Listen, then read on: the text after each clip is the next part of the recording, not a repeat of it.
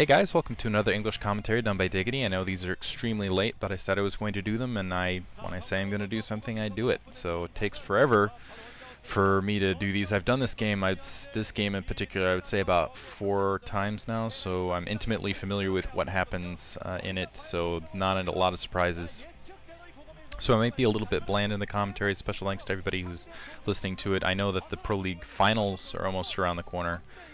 But yeah, I wanted to make sure I got these games done, because started them, said I would finish them, gonna finish them now. Anyway, this match between HoeJJa, who took out Bisu and then Kanata, and I think with the logic behind putting Kanata out there was they just assumed on Chipengmyeong that Kanata would be able to beat HoeJJa, simply because it is a very stacked map. It's a very anti-Zerg map.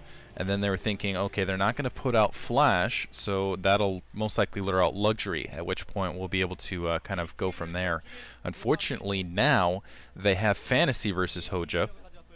On a even poor HoeJJa, though, this is he really should get a huge pat on the back, first of all, for defeating Bisu, but on top of that, beating Kanata with a very creative build. Let's see if he's got any creativity for this map, Rush Hour 3, which is an even worse map for Zerg in my opinion, simply because the secondary can be attacked from any angle. There's nice little blockades for Medic Marine pushes either direction.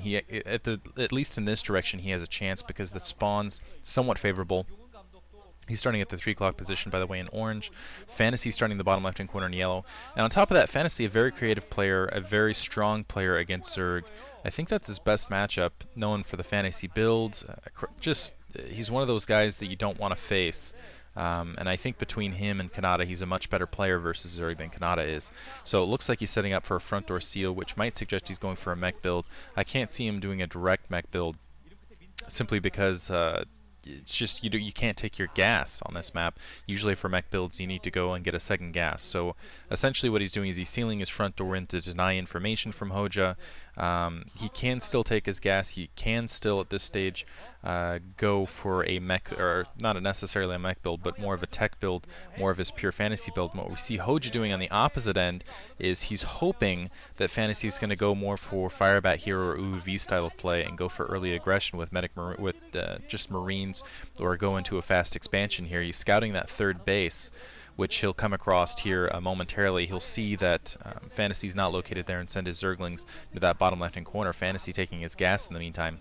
Unfortunately for HoeJJa, yeah, he's going for that early Zergling pressure attack, hoping to catch Fantasy without a front door, and then he was going to try to use speed basically to harass Fantasy's base, take down those Marines quickly as possible, and then basically get an expansion of his own while denying Fantasy his expansion. But Fantasy has already preempted that in the dark by sealing off his front door. A single Marine, a couple SCVs repairing that front door will easily be able to dissuade these Zerglings that are going to be approaching. Anyway, it's just a bad map in general. On top of it, I kind of want to get back to that. Let's assume Fantasy was at 3 o'clock, that you really want to take another spawn expansion. You want to get additional gas, and 2 scouts going out for Fantasy. Just wants to make sure he keeps an eye, just in case one gets killed, I suppose, and also wants to scout both directions. It could, and it looks like the Zergling's already heading out their way, and it looks like additional Zerglings being produced here. So, and you can see HoeJJa just investing a lot into this attack. He's seeing that first SCV, he's going to ignore it. Fantasy starting to wander, but he's already got that Marine out. He's already got a factory down, in fact, to produce vultures. Then a vulture in open field can almost kill infinite number of lings on top of everything else, especially with that speed upgrade. And the second Marine being produced, and this is the thing is that was already, this is probably another 3 eggs that's been, instead of going to drones, has gone to Zerglings instead. And with those 2 Marines in that blockade, HoeJJa can only set back, and now he's going to take his expansion. But you could see where this would have worked in a different situation had he, and it looks like that SCV is still going to be able to scout on top of it, which is it's really discouraging.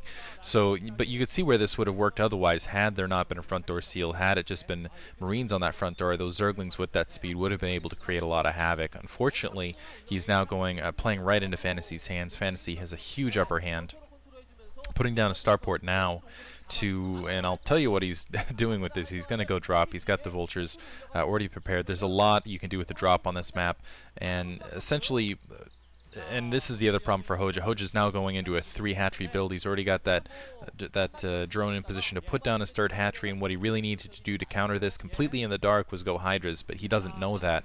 He doesn't have the scouting information. He has the Overlord at the wrong position. He can't really throw his Overlord in there to get information without losing it. He is seeing a Vulture now, however, so what's really probably keying off in his head is, okay, early Vulture attack, so probably going to be facing Vultures early for whatever reason.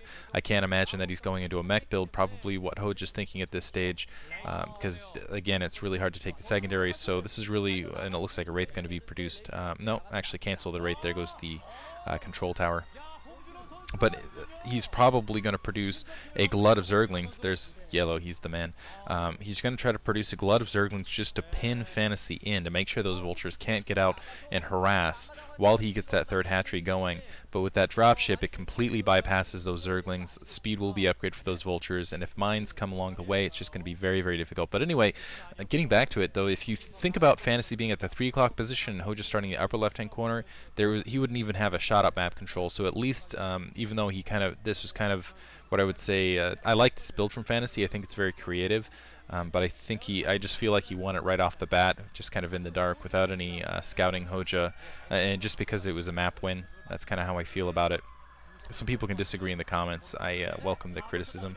Sorry if the fire alarms, and not fire alarms, the fire trucks are sounding in the background. But anyway, there's that dropship. The Vultures are going to be able to wander in. They're going to be able to get plenty of drone kills, and on top of it, basically HoeJJa was already economically behind. Fantasy is just going to be in a great position after this. He's sending an SCV along the way, perhaps to produce something on the ground. I will not reveal such. And now putting down an additional barracks.